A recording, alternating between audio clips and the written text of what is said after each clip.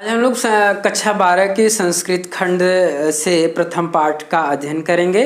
जैसा कि हमने पिछले वीडियो में थोड़ा बहुत आप लोगों को बताने का प्रयास किया था। पहला पाठ है भोजस्योदार्यम। भोजस्योदार्यम का मतलब भोज की उदारता। महाराज भोज कितने उदार थे उसी बारे में यहाँ वर्णन किया गया है। कहते हैं ततः कदाचित द्वारपाल आगत्य महाराज भोज प्राह। राजा का दरबार लगा हुआ है, तभी उसके बाद जो है महाराज भोज के दरबार में कोई द्वारपाल आगत्य में आ करके महाराज भोज प्राह महाराज भोज से कहा, देव हे राजन, कौपीन अवशेषो, कौपीन प्लस अवशेष, लंगोटी मात्र पहने हुए विद्वान द्वारी वर्तते। कोई विद्वान है जो दरवाजे पर खड़ा है। इति इस प्रकार से राजा प्रवेशाय, राजा प्रवेशय, राजा कहें उसे प्रवेश कराओ, अंदर ले आओ। इति प्राह ऐसा बोले। ततः प्रविष्ट तब वह प्रवेश करके अंदर आकर के स कवि वह कवि भोजम आलोक्य भोज को देख करके कहता है, अद्य का मतलब आज मेरे दारिद्र्य नाशो भविष्यति, आज मेरी दरिद्रता का नाश हो जाएगा, आज मेरी गरीबी का नाश हो जाएगा। इति मत्वा ऐसा मान करके तुष्टो संतुष्ट होकर के हर्षाश्रुड़ी हर्ष के अश्री आंसू हर्ष के आंसू मुमोज गिर पड़े। राजा तम आलोक्य राजा उसको देख करके प्राह प्राह मतलब कहें, कवे किम रोदिशी, हे कवि क्यों रोते हो। इस प्रकार ततः कविरा तब उसके बाद कवि बोले, राजन हे राजन मद गृहस्थीम आकर्ण्य, हे राजन मेरी गृहस्थी के बारे में आप सुने। अये लाजान उच्चे पथि वचनम आकर्ण्य गृहिणी, शीशो कर्णो यत्नात् सुपुहितवती दीनवदना, मयि क्षीणोपाये यदि कृतं दृशा अश्रुबहुले, तदन्तः शल्य में त्वमसि पुनरुद्धुर्मोचितः। कहते हैं अये लाजान उच्चे पथि, पथि का मतलब कोई पथिक रास्ते पर, लाजान उच्चे, लाजा का मतलब लाजान, लाजान का मतलब कोई धान की खील, उच्च ऊंची आवाज़ में रास्ते में कोई ऊंचे आवाज़ में कह रहा है कि अरे भाई कोई धान की खील ले लो। वचन आकर्ण गृहिणी, गृहिणी का मतलब पत्नी, मेरी पत्नी, वचन आकर्ण्य उसकी बात को सुन करके।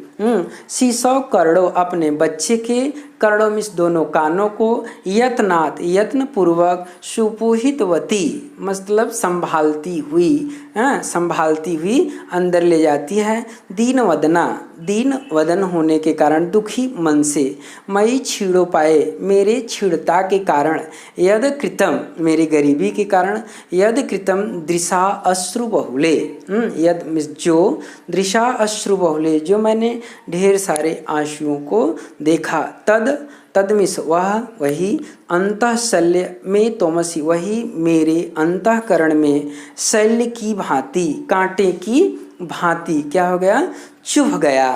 तोमसी पुनरुद्धुर्मोचित, तुम ही अर्थात आप ही उसे निकाल सकते हैं। फिर से देख लीजिए। अये लाजानुच्चे पथि वचनम आकर्ण्य गृहिणी, रास्ते में पथिक है जो कोई रास्ते में कहता है अरे भाई कोई धान की खील ले लो, धान के लावे को ले लो। इस तरह से मेरी पत्नी उसके बात को सुन करके शीशो कर्णो यत्नात् सुपुहितवती दीनवदना, शीशो इस बच्चे के कानों को संभालती हुई, दीनवदना दुखी मन से, दुखी मन के कारण, मई छीड़ो पाए मेरे इस छेड़ता के कारण, यद कृतम दृशा अश्रु जो मैंने ढेर सारे आंसुओं को देखा, तदमिस वह अंतः शल्य में वह मेरे अंतःकरण में क्या हो गया, चुभ गया।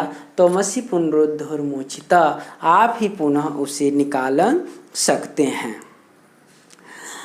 राजा जब उस कवि की बात को सुनते हैं तुरंत कहते हैं, राजा शिव शिव इति उद्रियन, राजा कहते हैं शिव शिव कल्याण हो इति उद्रियन, ऐसा बोल करके ऐसा कह करके, उद्रियन प्रत्येक अक्षर पर, लक्षम दत्वा लाख रुपया दत्वा मिस दे करके, प्राह मिस बोले, त्वरितम गच्छ गेहम, त्वरित मतलब तुरंत, शीघ्र ही, गच्छ गेहम घर जाओ, त्वद गृहिणी खिन्ना वर्तते, त्वद मिस तुम्हारी, गृहिणी का मतलब पत्नी, खिन्ना वर्तते खिन्न हो रही होगी, दुखी हो रही होगी।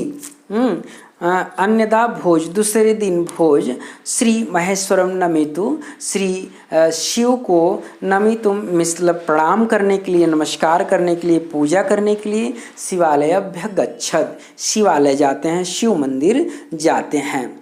तदा कोपि ब्राह्मण, वहीं पर कोई ब्राह्मण, राजानम शिव सन्निधो, राजा के और शिव सन्निधो, शिव के पास खड़ा होकर प्राहमिस कहा, देव हे राजन, अर्ध दानव वैरिणा गिरजप्यार्धम शिवस्याहृतम, शिव के आधे शरीर को तो अर्ध दानव वैरिणा, दानवों के वैरी भगवान विष्णु ने ग्रहण कर लिया, और अर्धम गिरजाप्य, और आधे को गिरिजा ने प्राप्त कर लिया, अर्थात गिरिजा का मतलब हिमालय की पुत्री पार्वती ने, माता पार्वती ने ग्रहण कर लिया।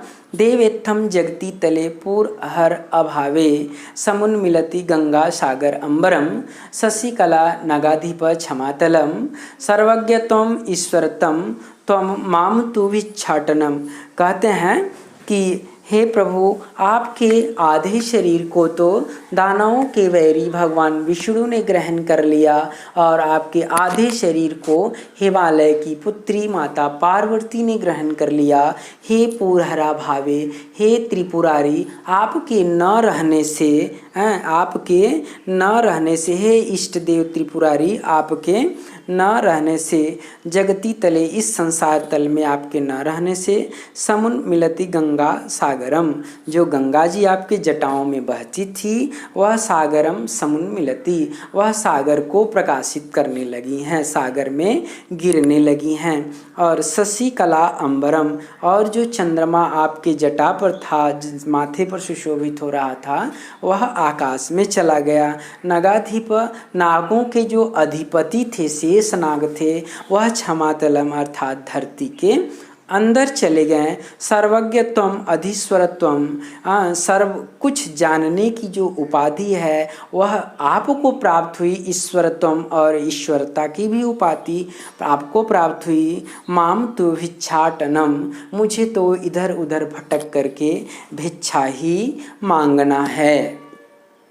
राजा तुष्ट, राजा संतुष्ट होकर, तस्मै उसको भी, प्रत्यक्षरम प्रत्येक अक्षर पर, लक्षम ददौ लाख लाख रुपया दिए। अन्यदा दूसरे दिन राजा समुपस्थिता, राजा अपने पास उपस्थित, सीता प्राह, सीता से कहें, देवी प्रभात वर्णय, हे देवी सुबह का वर्णन करो। इति सीता प्राह, इस प्रकार सीता बोली। तो ठीक है, तो हमने 2 पैसेज और एक जो है 2 पद और एक पैसेज का हमने पूरी तरह से अनुवाद कर दिया है। जो काव्य है, जो श्लोक है, उसका हमने व्याख्या किया है, और जो पैसेज है उसका हमने अनुवाद कर दिया है। आप इसको अपने बुक में स्टडी करें, देखें, फिर यदि कोई समस्या होता है तो आप हमें कमेंट तक ज़रूर भेजें, उसका हम समाधान देने का प्रयास करेंगे। अगला पद जो है, अगला जो श्लोक है, वह हम कल वाले वीडियो में आप तक पहुंचाएंगे।